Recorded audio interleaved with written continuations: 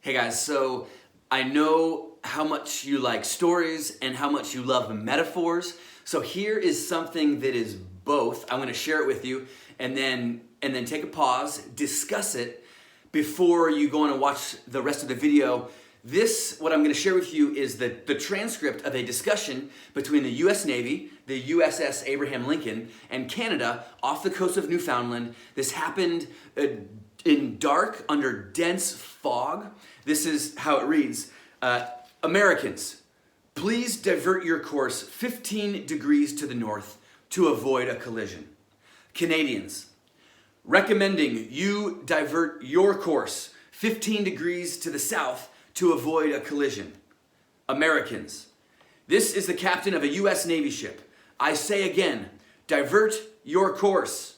Canadians, no, I say again, you divert your course. Americans, this is the aircraft carrier USS Abraham Lincoln, the second largest ship in the U.S. Atlantic Fleet. We are accompanied by 3 destroyers, 3 cruisers, numerous support vessels. I demand that you change your course 15 degrees north. That's 15 degrees north, or countermeasures will be taken to ensure the safety of our ship. Canadians, this is a lighthouse. Your call. Here's what I want you to discuss.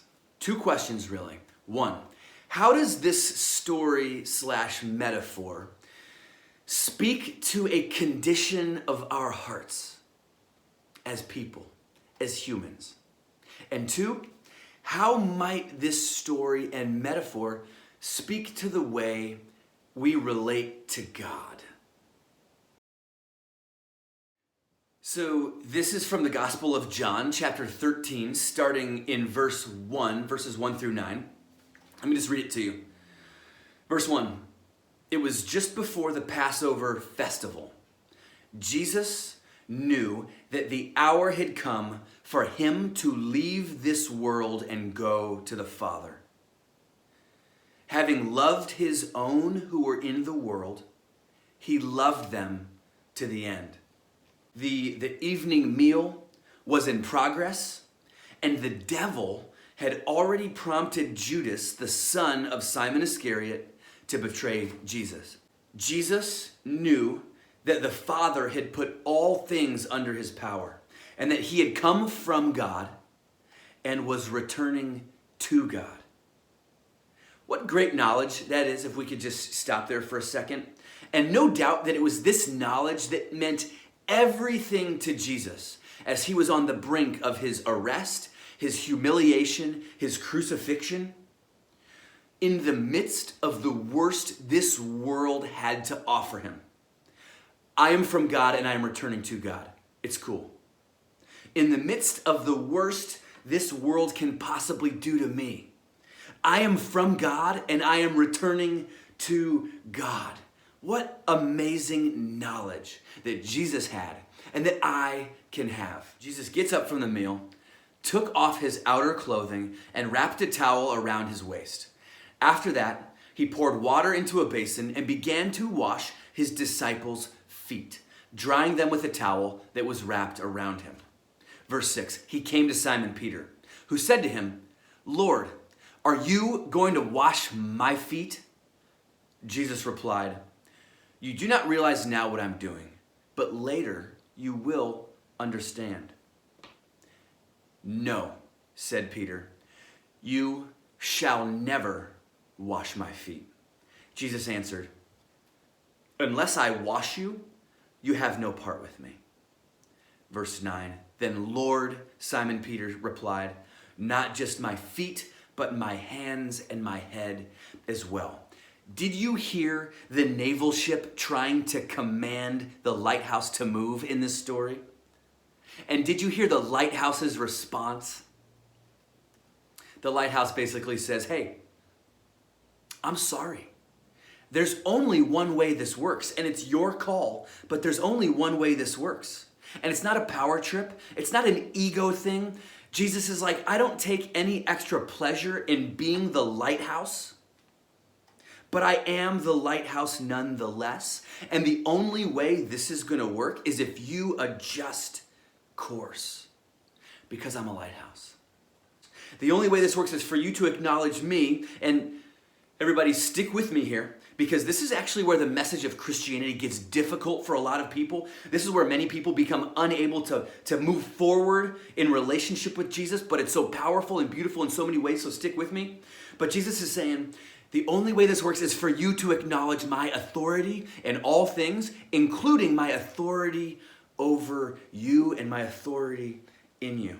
You see, we're talking about this tonight because a couple weeks ago, I asked you to consider receiving 3 things Jesus said about you as true.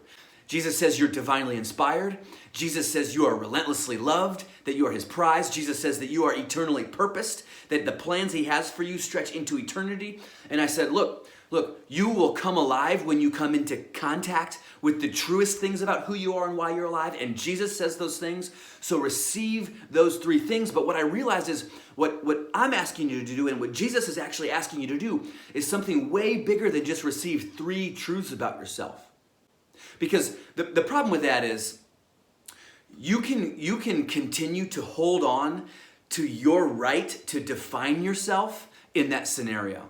You can move forward in life under the pretense of self-definition and self-authority while at the same time receiving what Jesus has to say about you. So I heard it described like this one time, and I wanted to share it with you. Basically, every single person at the center of their being, whether it's their, at the center of their soul or their heart or their mind or their body or that mysterious place where all 3 of those things connect, there is a throne. There's a throne. And the question is, who sits on that throne? For most of us, it's the self. It's me. I sit on the throne of my life. I sit on the throne of the kingdom of me. My life, I can do what I want with it. My mouth, I can say what I want with it. My money, I can spend it where I want to spend it. My body, I can do what I want with it. I sit on the throne of my life. I am in charge of my life. This is a picture of self-authority and self-definition, and this is how most of us live. And Jesus says that salvation happens. Jesus says that true life happens, that restoration begins, that we become who we're meant to be the minute we decide to step off of this throne, to step down and say, you know what? It's not right for me to be on the throne. It's not right for me to be in charge of something that's way bigger than me. But when we decide to place Jesus on the throne of our lives, on the throne of our hearts, that is when salvation happens. When we say to Jesus, hey, you get to define me. You get to direct me. What happens in the kingdom of me happens according to your will, Jesus. This is at the core of what Jesus is asking us to do. And it's way bigger than, hey, I've got 3 things to say about you. Will you please receive them? No, it's way bigger than that. It's, I'm a lighthouse. Will you adjust accordingly? So you have a decision to make. And it's a naval ship and lighthouse decision. It's a Peter allowing Jesus to wash his feet decision. It's a who ultimately will sit on the throne of your life decision. And while you can absolutely move forward in the way of self-definition and self-authority and self-direction and self-centeredness, but if you do, you will be missing out. You'll miss out on true life. You'll miss out on experiencing the power and the glory of being in right and proper relationship with God, having the God Almighty, Lord of the universe who conquered death, sitting on the throne of your heart and your life, directing you, teaching you, leading you, defining you, placing your worth and your value on you. It's the decision we're forced to make. And so I want to challenge you. Your leaders have some discussion questions because this is a lot to talk about. There's some great discussion questions. Lean in and seriously consider who you are and what you're going to do about this very issue. This is your heart. This is your life. There's a throne. Who sits